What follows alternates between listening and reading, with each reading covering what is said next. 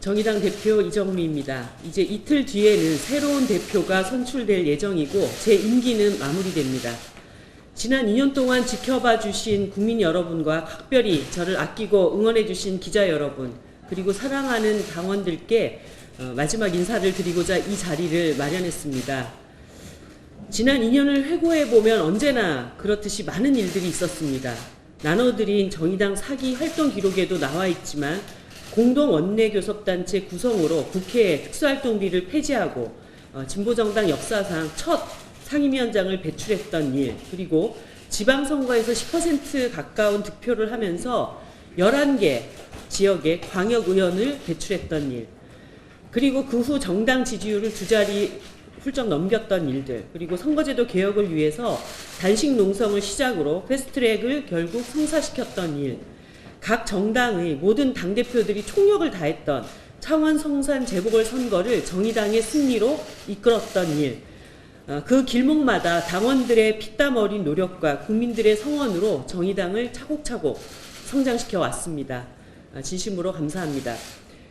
이런 가운데 저는 변화된 정의당의 내부를 들여다보게 됩니다. 그 중에서 가장 의미 있게 평가할 것이 있습니다.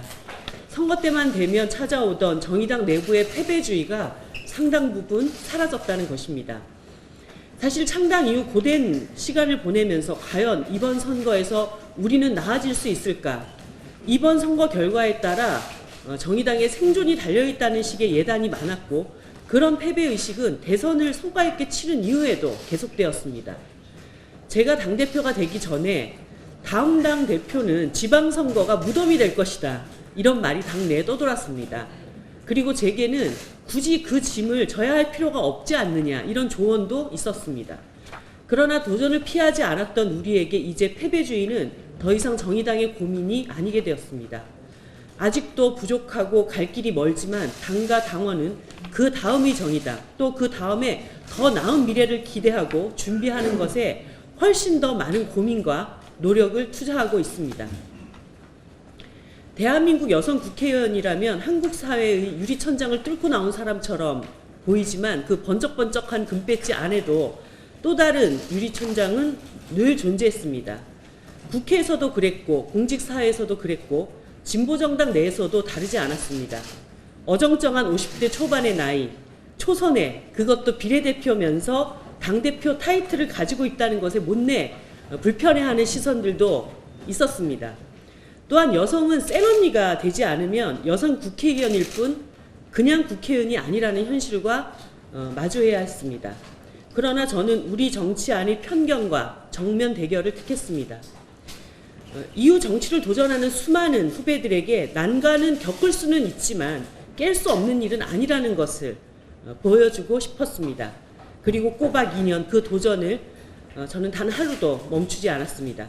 정치의 결과는 국민들에게 평가받는 것이지만 저는 앞으로 기회가 있을 때마다 지난 2년의 경험을 밑거름 삼아 청년 정치인들을 돕고 그들과 함께할 생각입니다.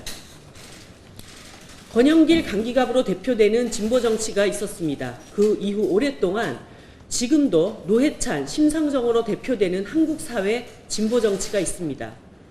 그러던 와중에 노회찬 대표가 황망히 우리 곁을 떠났습니다. 노회찬이 없었으면 이 심상정도 없었다고 울먹이던 심상정 의원의 조사를 들으며 늘 강한 것처럼 보였지만 이제 나밖에 없다는 외로움과 서러움, 두려움이 그에게는 왜 없었겠는가 생각했습니다. 저는 아직 가야 할 길이 먼 정치인입니다. 어쩌면 호련히 사라져갈 수밖에 없었던 진보정당의 비례의원들과 아직까지는 같은 처지일 뿐입니다. 그럼에도 이렇게 말하고 싶습니다. 심상정 곁에 이제 노회찬은 없지만 그의 뒤에 이정미도 있고 이정미보다 더 훌륭하게 칼을 다듬어 온 저력 있는 당의 인재들이 든든히 버티고 있다는 것을, 5만 당원을 믿고 든든히 앞으로 걸어가라고. 제 임기 동안 저의 가장 든든한 선배 정치인이었고 대한민국 사회가 가장 절실히 필요로 했던 정치인 노회찬 대표님이 우리 곁을 떠났습니다. 감당할 수 없는 일을 마주하고 솔직히 많이 힘들고 외로웠습니다. 회의장을 들어서는 일도, 사진을 보는 일도 당의 기쁨과 승리 앞에서 그를 지켜주지 못한 죄책감이 제 마음을 짓눌렀습니다. 그러나 저는 물론 정의당의 모든 당원들은 노회찬이 남겨준 6411번 정신, 그 정신 그대로를 안고 앞으로의 길을 걸어갈 것입니다. 내년 총선을 지나 정의당이 10살을 맞이하는 2022년 지방선거와 대선에서 당은 당당히 앞으로 나아가라던 그 말씀 위에 당을 우뚝 세울 것입니다. 정의당이 다음 총선에서 제1야당이 되겠다는 포부를 밝혔을 때 여기 계신 기자분들은 물론 국민들도 손에 잡히는 현실로 생각하지 않으셨습니다. 하지만 자유한국당을 밀어내고 민주당과 정의당이 진짜 경쟁을 하는 상상을 드렸을 때 많은 공감을 해주셨습니다. 저는 그런 의미에서 정치 발전의 중심에는 정의당이 있을 수밖에 없다는 자신감으로 당을 이끌어 왔습니다. 정의당은 성장판이 닫히지 않은 가능성의 정당입니다. 이제 평당원으로 돌아가 당의 성장을 위해 계속 뛸 것입니다.